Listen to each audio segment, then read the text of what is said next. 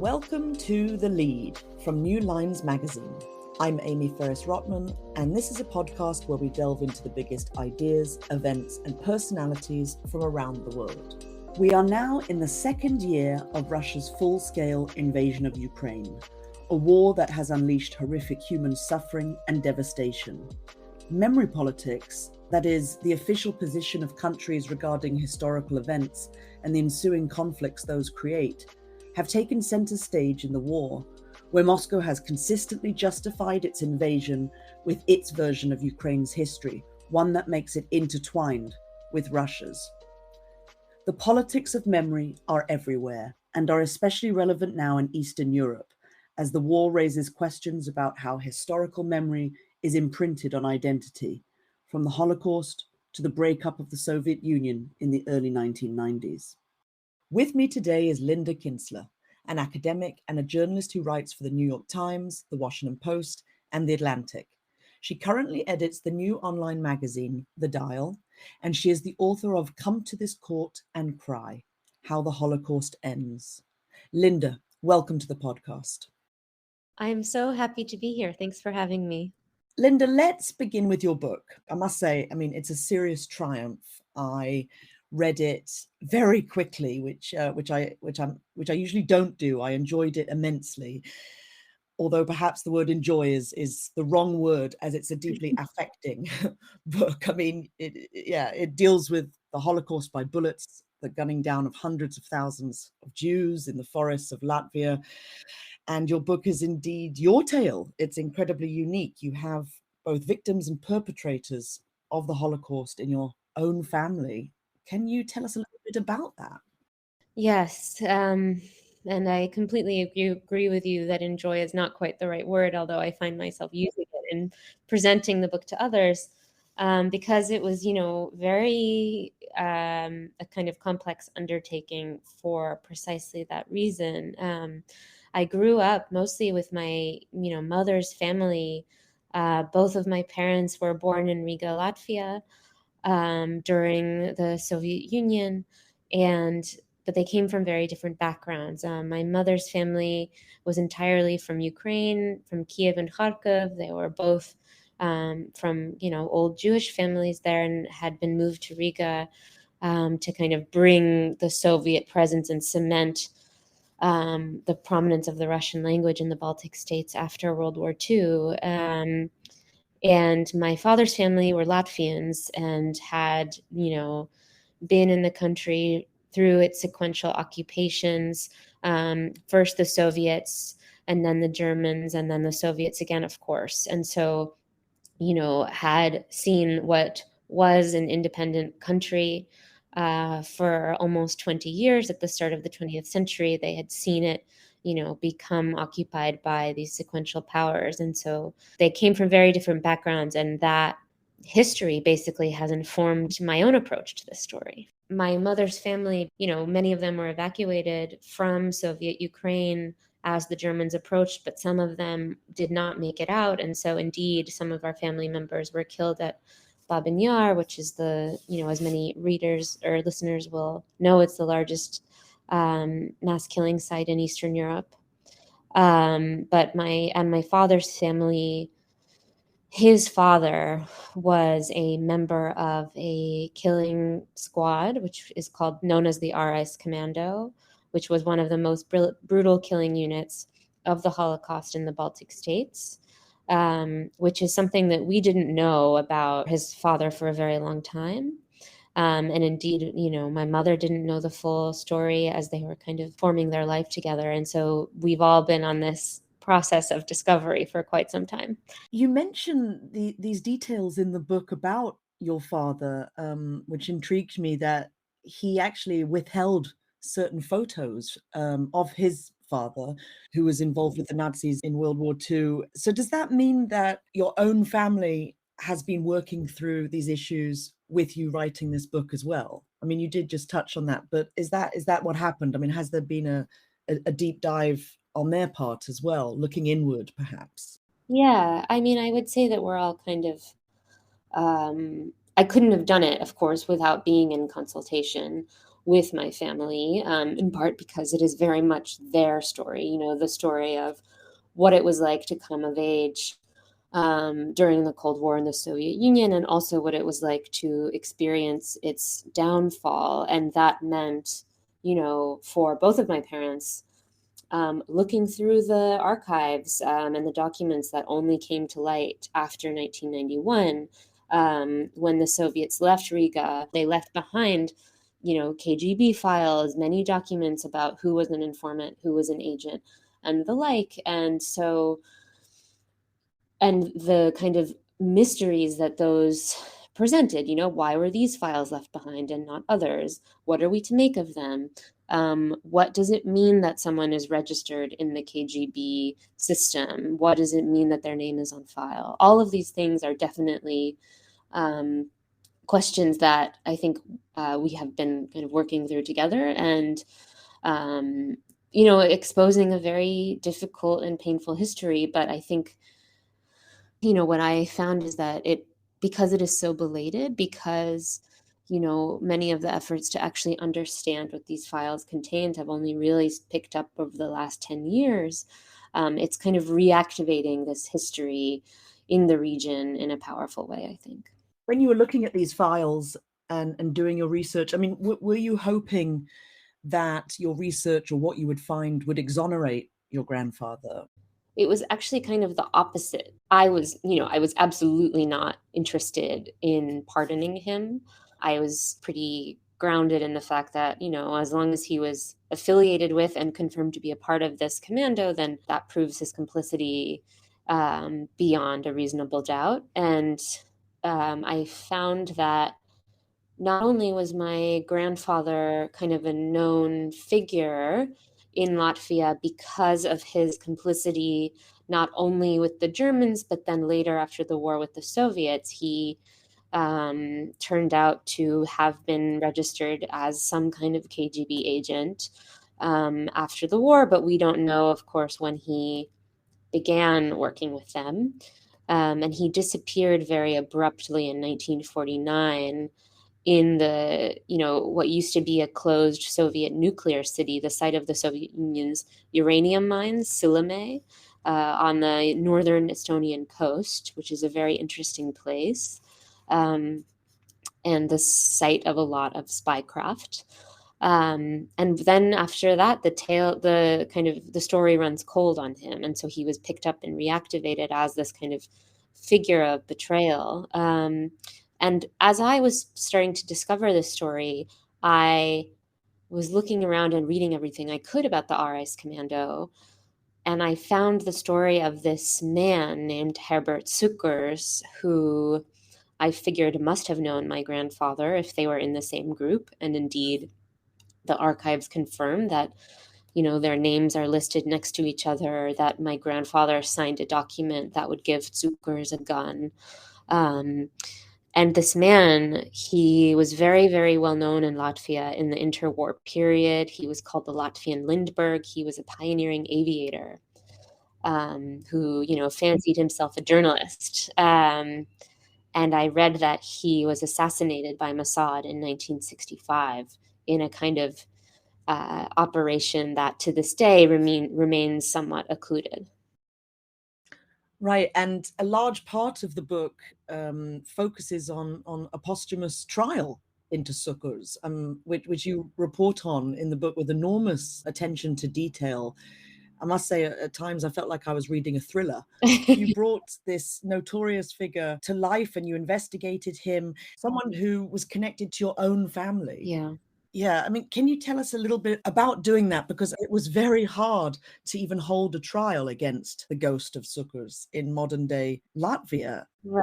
Yeah, why is it so hard? Yeah, so I mean, after I discovered the story of Zucker's death, I also discovered that he is the subject of an ongoing criminal investigation, which is akin to a kind of pre-trial investigation in other parts of the world, in which the prosecutor general of Latvia was investigating whether it could be proven that he had been complicit in the killings of Jews during the Holocaust. And to me, it was a kind of bewildering question, right? Because if this man had been dead since 1965, indeed, how could you investigate a corpse? And according to the criminal code, because it was a capital crime, right, a murder, the prosecutor had no choice but to investigate. And it was this very strange case, and the prosecutor himself, when I spoke to him, admitted it. It wasn't clear how it began. There wasn't a real named defendant, and it wasn't clear how it could be resolved, or indeed, as you said, whether a dead man could face trial, right? The law itself is not, uh, totally unambiguous on that count. And so the prosecutor was essentially tasked with redoing the work of generations of historians to understand what happened in Riga during the Holocaust. But the logic he was using was very narrow. It was to understand if Zuckers ever pulled the trigger himself. It wasn't enough to him, all of the reams of testimony that we have and the interrogation records that say, yes, he was at Rumbula Forest, which was the site of one of the worst massacres in Riga in 1941. Or, yes, he did drive his boss to the killing fields. There was a standard of proof that seemed to exceed what we would think of as enough to prove a historical truth. Do you think this had a lot to do with World War II itself, which is so contentious in former Soviet countries, especially in Russia, where Russia's role in working with the Nazis, or not working, as they to this day say they did not. Can you tell us a little bit about how this was connected and weaved into the criminal investigation? Yes, absolutely. And I do think, as one of my colleagues in Riga pointed out to me, the investigative journalist Sanita Yemberga, who runs Baltica, she said to me, over coffee in Liepaja, that, you have to understand here, it is like World War II happened yesterday, that these questions of complicity and guilt and vengeance and responsibility for what occurred remain extremely active and inform, kind of daily politics. I think that means something different in the Baltic states than it might, in America. There, it is very much about holding the Soviets to account for the deportation of a huge percentage of the Latvian population, from which, the population never fully recovered.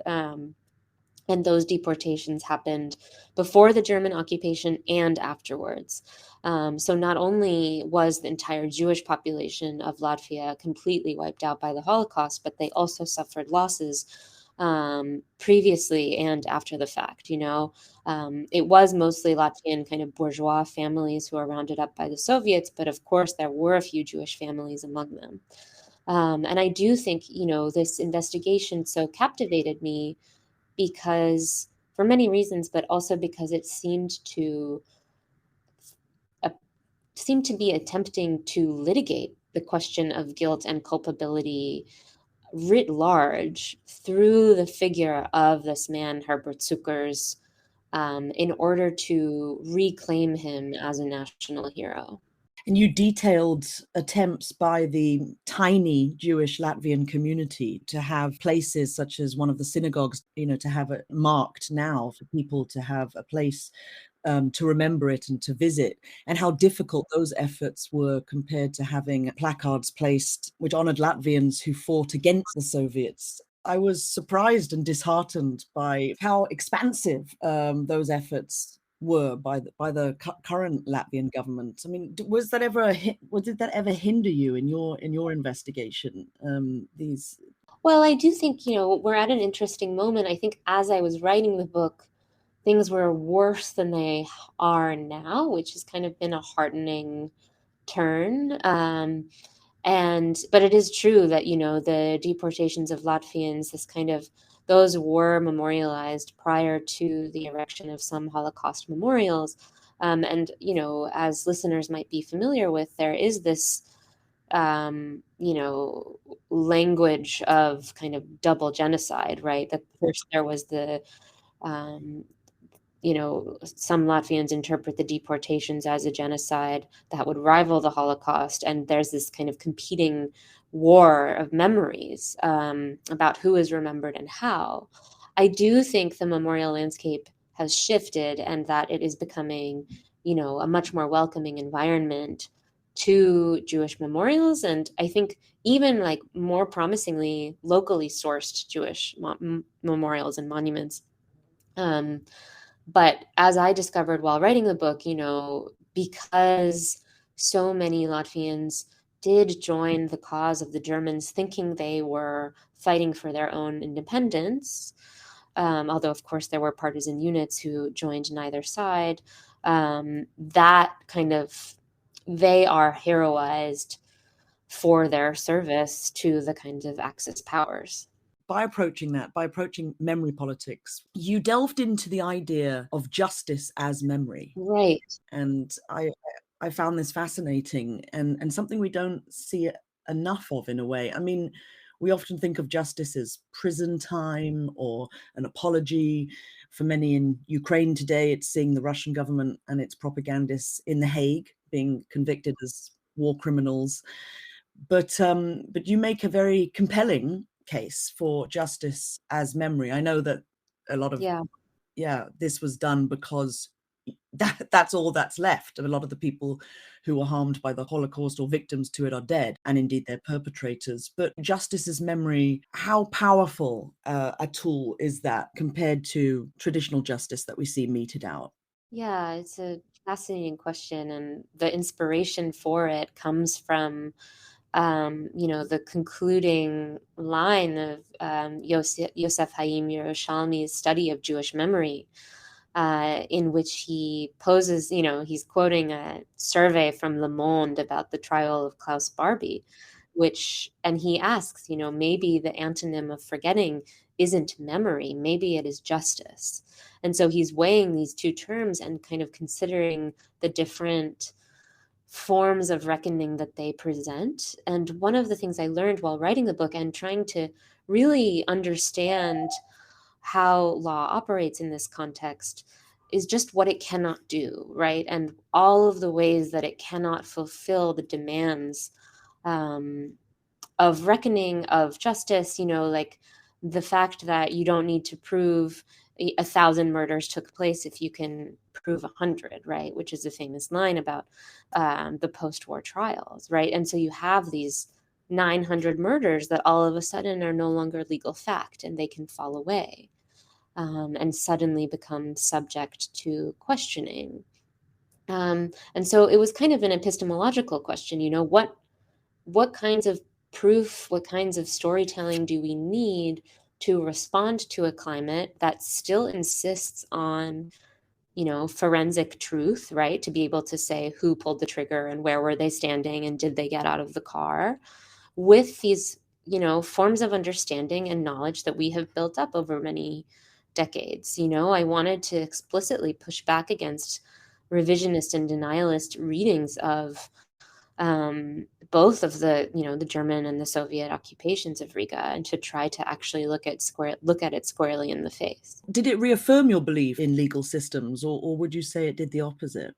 I don't know. I think I came away from it kind of in awe of these generations of people who had dedicated their whole lives, in the hope, often failed hope, of making trials happen and of collecting testimonies. Some of the people I talked to from the book had escaped from Riga or from Latvia during the war and dedicated their lives to looking for other survivors and documenting what they had seen.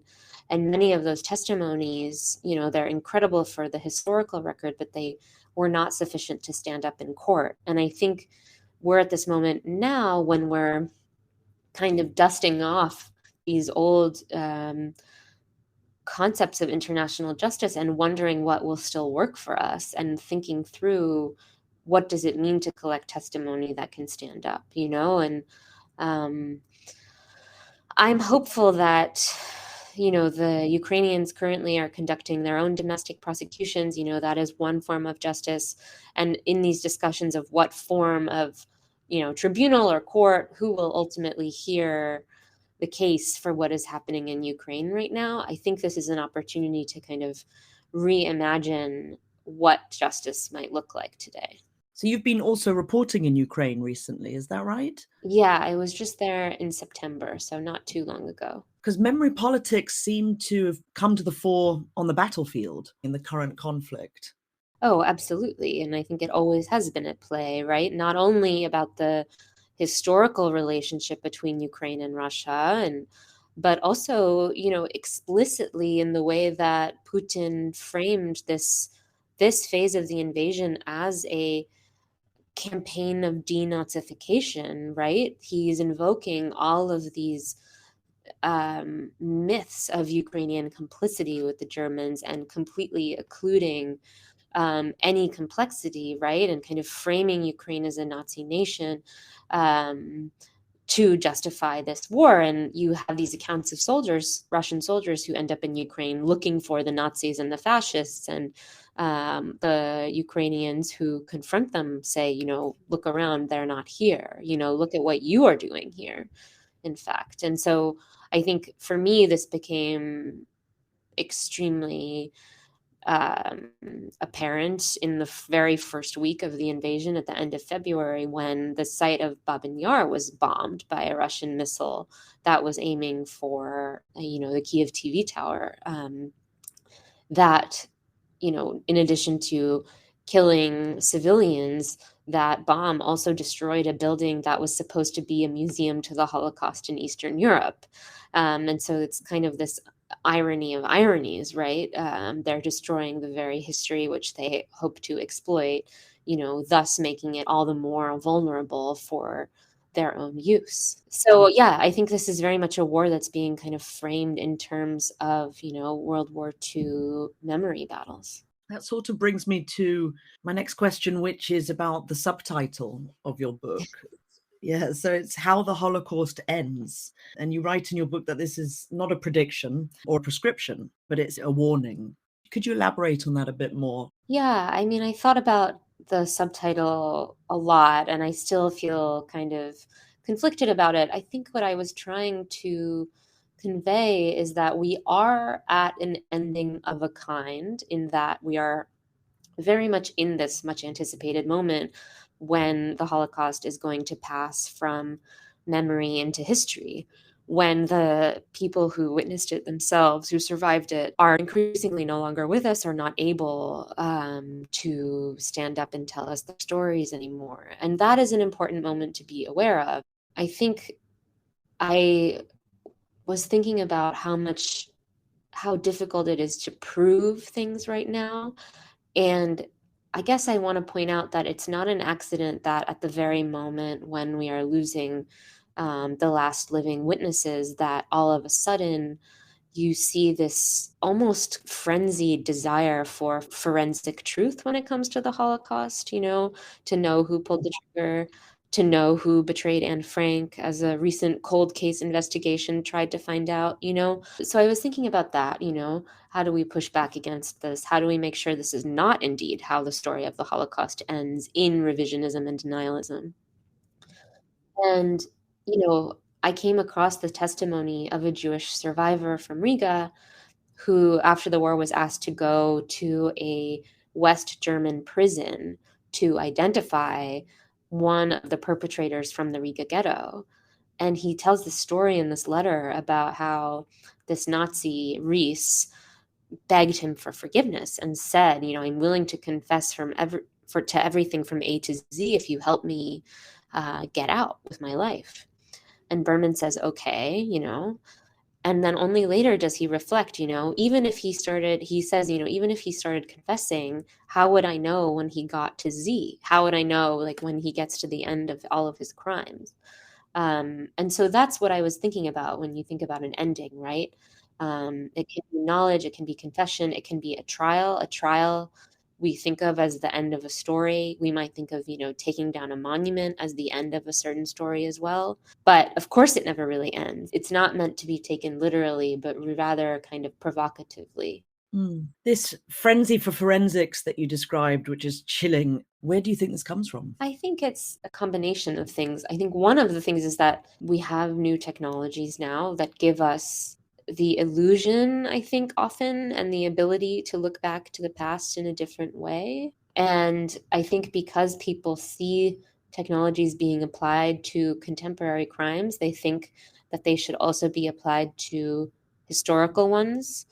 And so there's this desire to excavate the past in the very, very deliberate way. Whereas really, like, it's been settled, it is not a question, right? The question of culpability writ large is not up for debate, right? And of course, history is always being revised and rewritten and re-examined, right? But it's not as if the ground will fall out from underneath us, there are certain points of consensus. And so, I also think that it is part and parcel of, um, things that are this kind of nationalist turn. Um, and you've seen a similar logic mobilized in, say, Poland, right? Where you've had historians on trial for suggesting that a local mayor was complicit in the killings of Jews. And all of a sudden we have this forensic language to say, well, can you prove it? Can you prove that happened in 1943? The standards of proof have shifted more recently, and it's not the same as they were in the past. So I think that's partly what's going on. And I think another part is that people who are set on crafting revisionist and denialist narratives will do so no matter what. It's so depressing. You talk about excavating the past, and this book was very much excavating your own past. How did that feel on a personal level? What was going through you? Well, I think that to some extent, when I began, I was, kind of quite naive about what the story would do to me and exactly what it entailed. And I, set out thinking I could maintain kind of journalistic anonymity, which evaporated, about an hour into working on this, because I realized that, the prosecutor, when I reached out for an interview, immediately recognized my last name and said, your grandfather is the person whose name comes up in the case documents. Do you have any evidence yourself that you could submit? And I said, no, we don't. We don't have anything. So yeah, it was very difficult, but I also think because I am in the third generation, I am, it's my grandfather, it's not my immediate parents, that I was able to approach it with some remove. And I think that's something that you increasingly see as a characteristic of, so-called third generation Holocaust narratives, right? Is that there's a certain affect of distance from the subject matter that provided me with immense kind of relief, I think. But also I felt an obligation because of the personal connection to the story, and also because I was raised in the Jewish tradition, where you are taught, justice, justice, you shall pursue. I felt an obligation to write this book as my own contribution to the criminal investigation and say, to follow the footsteps and say, no, this can be proven. It definitely did feel that way. It was a sort of crusade for justice, which was brilliant, especially when you look at the current political landscape in Latvia, when it comes to sukkahs today. Yeah. One of the narratives or the threads in the book, which kind of had me thinking and disturbed me and puzzled me, was sukkahs helped a young Jewish woman escape the Holocaust. You gave a bit of understanding of why he might do that, which is essentially to defend himself in future. Like, what do you mean I killed Jews? I helped this lady, but can you elaborate on that idea as we're seeing it elsewhere in other wars, in other conflicts? Is that a well-known method of protection against prosecution? Yeah. I mean, he was certainly not the only Nazi to have tried that, excuse. It's not totally unusual to hear about individual and isolated acts of kindness and generosity, as if that could excuse the kind of greater web of culpability. But I do, I think it's difficult to say, how it would apply to other conflicts. I think you see it, right? I mean, it could also fall under the kind of category of whataboutism, which is absolutely everywhere, right? Mhm. And I do see some of that being deployed in Ukraine currently, where Russians are saying, how can you say that we're killing innocent Ukrainians? Like, on the contrary, we are inviting them to Russia and we will, take them in here. And you hear these awful stories of Ukrainian children being adopted against, their will, certainly against their parents' will. And you can see how easily those stories would be reframed as triumphant ones. And so that is kind of heartbreaking on so many levels. And, the Jewish woman that Zucker saved was named Miriam Keitzner, and she went on, followed the family to South America and settled down in Brazil and married a Jewish man and never spoke of what happened during the war to her children. And because she was really a witness to Zucker's life, was asked to testify by the Jewish community in Sao Paulo about what he did during the war, and she said she had no idea. And her daughter, Helga, who I spoke to um, a number of times for the book, was similarly asked to testify to her mother's experience, and she said, "I don't know enough," And so, for me, it was fascinating to discover how these relations and really complex dynamics kind of carry on through the generations. Absolutely. I mean, it was just, yeah, I would love to know what was going on in her mind and how she made peace with that. Feel free not to answer this actually, because it's personal, but something that I wanted to ask throughout reading the book was how your own mother and father were about the past. I mean, when they met in Riga, or was it just not discussed? Yeah, I mean, of course, as you can imagine, that's a question that I get a lot.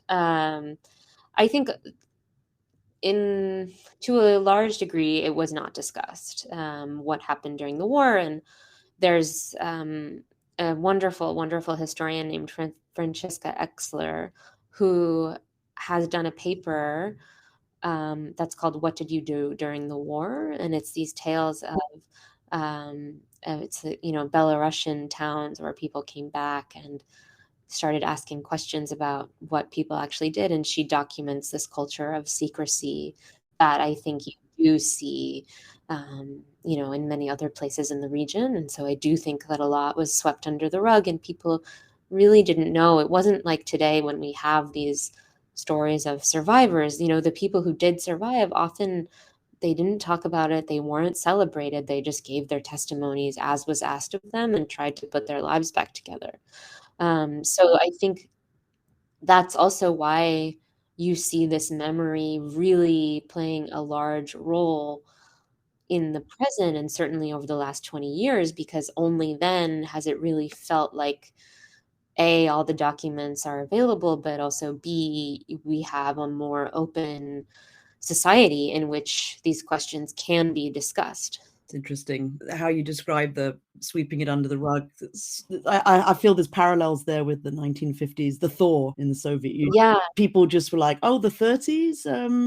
They just never discussed what they were doing then, because it opens up this horrible can of worms. Yeah, yeah, and I mean, it's interesting to think about the thaw as a parallel, right? Because that was also a period of time where people were being rehabilitated, en masse for things that they had been suppressed for, which meant that their supposed crimes were literally wiped out. It was as if the crime had never occurred at all. And you do see rehabilitation emerge after 1991 once again, right? So it is similarly a period of reevaluation that can come with silence, and it can come with kind of contestations. Linda Kinstler, thank you. Thank you. Thank you for having me and for the conversation. This has been The Lead by New Lines Magazine. You can find Linda on Twitter at Linda Kinstler, and you can find her book, Come to This Court and Cry, in all good bookshops. This week's episode was produced by Joshua Martin and hosted by me, Amie Ferris-Rotman. For more like this, subscribe to The Lead on your favorite podcast app or visit our website, newlinesmag.com.